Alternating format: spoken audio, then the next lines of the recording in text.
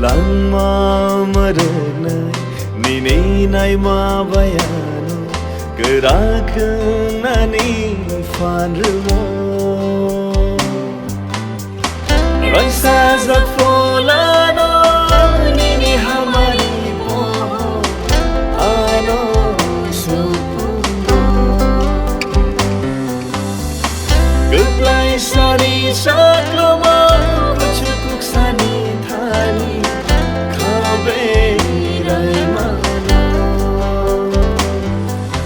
Langma Rwnaisa Subrayong ng ano Kagsang marawo sa rumo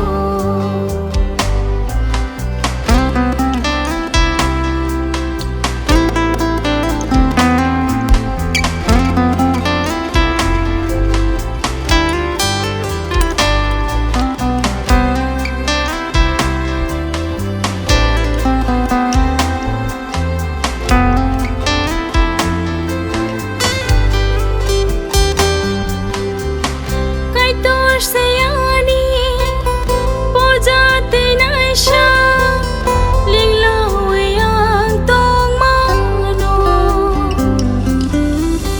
Kaitorse mugtay hunaisa Bintani se diray mano Ransajak pholano Nini hamari pohor Ano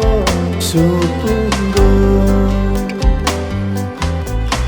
Geplai sari sakloma Kucukuk sani thani Kaberai mano Langma Rwnaisa Subrayong ng ano Kagsang marawo sa rumo Langma Rwnaisa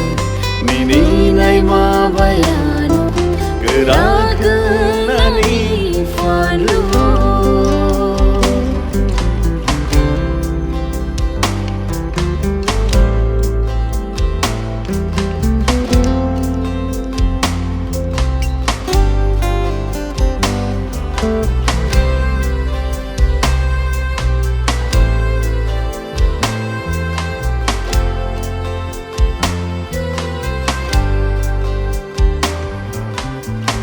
Kaitorse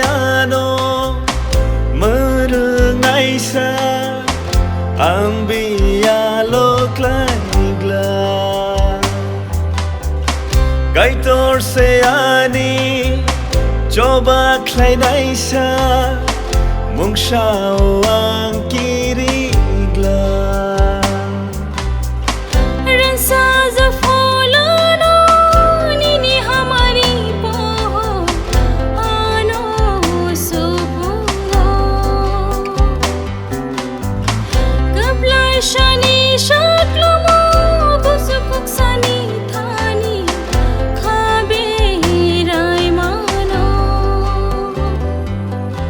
Langma Rwnaisa Subrayong ng ano Kagsang marawo sa rumo Langma